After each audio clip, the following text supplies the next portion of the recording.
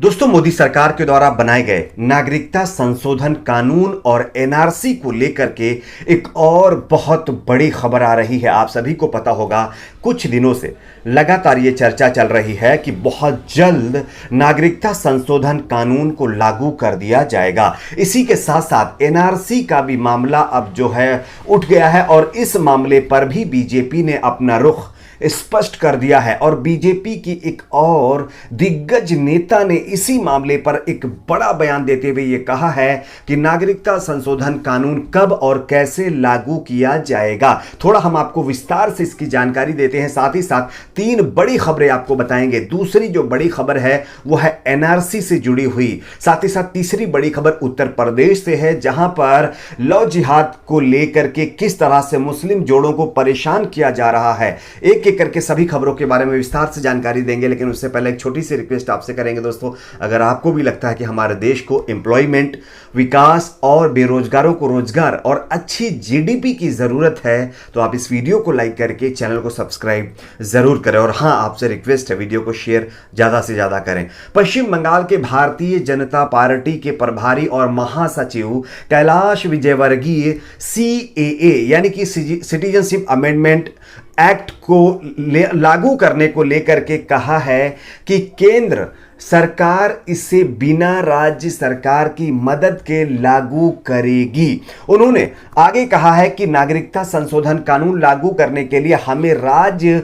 सरकारों की मदद की जरूरत नहीं है। मीडिया से बात करते हुए पश्चिम बंगाल में सीएए लागू करने से पहले कैलाश विजयवर्गीय ने कहा है कि सीएए लागू करने के लिए स्टेट की कोई आवश्यकता नहीं है, केंद्र सरकार इसके लिए सक्षम है।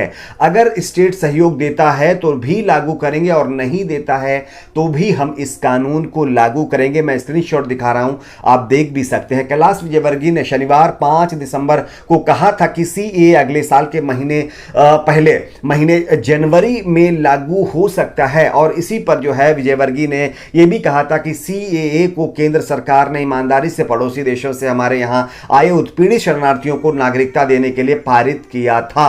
लेकिन एक बार फिर से कैलाश विजयवर्गीय ने यह स्पष्ट कर दिया है कि अगर राज्य सरकारें इसमें मदद नहीं भी करती हैं उसके बावजूद भी हम इस कानून को लागू करेंगे, क्योंकि पश्चिम बंगाल का चुनाव करीब है और इस चुनाव में यह मुद्दा अब जोरों शोरों से बीजेपी पकड़ती हुई दिखाई दे रही है। और बीजेपी ने यह स्पष्ट पहले ही कर दिया है कि हम पश्चिम बंगाल का चुनाव जो है जाति समीकरण पर लड़ेंगे, हिंदुत्व के ऊपर लड़ेंगे। और इसका एक बड़ा आधार आप सीए से ले सकते हैं, क्योंकि आप सभी जानते होंगे जब आज देश के अंदर जीडीपी माइनस में चली गई है, लोगों के पास रोजगार नहीं है, पेट्रोल डीजल का रेट बढ़ रहा है, किसान सड़कों पर है, डॉक्टर सड़कों पर हैं, बेरोजगारों को रोजगार नहीं मिल पा रहा है, ऐसी सिचुएशन में नागरिकता संशोधन कानून को लागू करके बाहर देशों से और लोगों को बुलाने की शायद ही आवश्यकता है।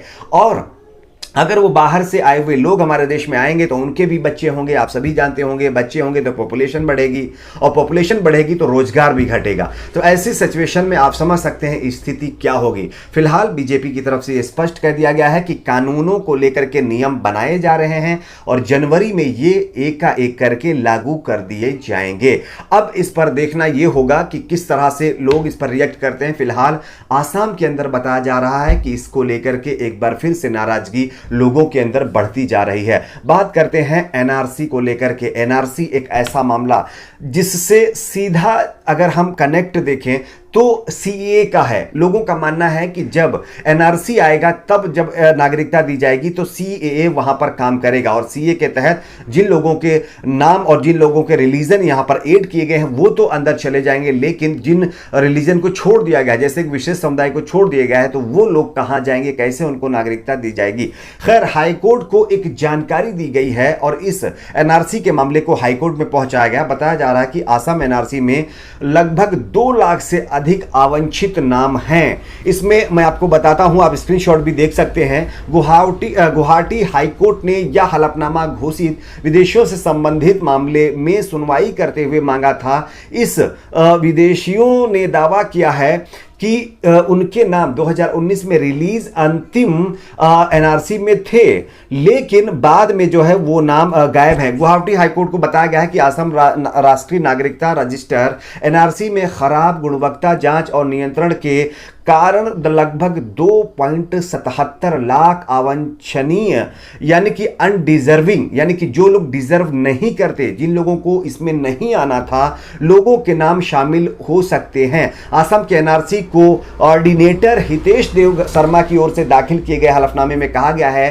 कि एनआरसी अथॉरिटी ने यह अनुमान ड्राफ्ट एनआरसी के 27% नामों के वेरिफिकेशन के बाद जो है डिलीट किए गए 1 लाख नामों के आधार पर लगाया है। यानी कि यह कहा गया है कि जो पहले की एनआरसी की गई थी उसमें बहुत खामियां हैं, उसके अंदर कई ऐसे लोग जो अनडिजर्विंग है, जो लोग डिजर्व ही नहीं करते हैं कि वो इस एनआरसी की लिस्ट में आए, उन लोगों को भी शामिल किया गया है। या तो उनसे रिश्वत लेकर के ये नाम शामिल किए गए हैं या फिर इसमें गड़बड़ी की गई है। लेकिन सवाल सबसे बड़ा ये है कि जब सुप्रीम कोर्ट की निगरानी में ये सब प्रोसेस चल रहा था तो इतनी बड़ी गड़बड़ी कैसे हो सकती है। वहीं एनआरसी को लेकर के आसाम के लोग अब बीजेपी के ऊपर आरोप लगा रहे हैं कि जो कोऑर्डिनेटर हितेश देव भेजे गए हैं यहां पर अब फिर से एनआरसी करवाने के लिए या फिर उसका वेरिफिकेशन करने के लिए, वो बीजेपी लाइन के हैं और वो ये चाहते हैं कि उनकी पसंद के लोग इसमें शामिल हों और जो उनको पसंद नहीं वो लोग ना शामिल हों। ये आरोप एनआरसी को लेकर के आसाम के लोग लगा रहे हैं। अब देखना यह होगा कि उन लोगों के इन आरोपों में सच्चाई कितनी है, लेकिन मामला अब ये लगातार तूल पकड़ता जा रहा है और बताया जा रहा है कि एनआरसी को लेकर के एक बार फिर से घमासान शुरू हो सकता है। खैर, आपकी इस पर क्या राय है? क्या आपको लगता है 19 लाख लोग, जिसमें से बताया जा रहा है कि कई लाख लोग बाहर कर दिए गए हैं, तो क्या वो सारे के सारे यहां के नहीं थे, जिसमें लगभग जो है 3 से 4 लाख से ज्यादा लोग जो है हिंदू कास्ट से आते हैं, तो क्या वो यहाँ के नहीं थे? ये एक बड़ा सवाल है और इसीलिए लोगों का ये मानना है कि सीएए लाया गया था। खैर, आपकी इस पर क्या राय है? नीचे कमेंट बॉक्स में अपनी राय को जरूर शेयर करें। अब बात करते हैं लव जिहाद को लेकर के। उत्तर प्रदेश में लव जिहाद जैसा मामला काफी तूल पकड़ता हुआ दिखाई दे रहा है। आपको एक स्क्रीनशॉट दिखा रहा हूं, आप देखिए। लव जिहाद की अफवाह पर यूपी पुलिस शादी से मुस्लिम जोड़े को उठा लाई, रात भर थाने में रखा और कहा प्रशासन सख्त है इसलिए तुरंत एक्शन लिया गया है। उसके बाद पता चला कि इन्होंने, यानी कि लव जिहाद जैसा कोई मामला ही इसमें नहीं है, और उसके बाद उनको छोड़ दिया। उत्तर प्रदेश के कुशीनगर का यह मामला है। बताया जा रहा है कुशीनगर में पुलिस ने एक जोड़े को शादी रोककर उन्हें रात भर थाने में रखा और सुबह तब छोड़ दिया जब यह साबित हो गया कि दोनों मुस्लिम ही हैं, यानी कि दोनों मुस्लिम हैं, उनको छोड़ दिया गया। अब सोचिए उनकी शादी इस तरह से खराब की गई, इसका आखिर जिम्मेदार कौन है? तो लव जिहाद के मामले पर कहीं ना कहीं किन लोगों को टारगेट किया जा रहा है आप देख सकते हैं। आपकी अपनी इस पर क्या राय है? नीचे कमेंट बॉक्स में जरूर बताइए। वीडियो को लाइक, शेयर, चैनल को सब्सक्राइब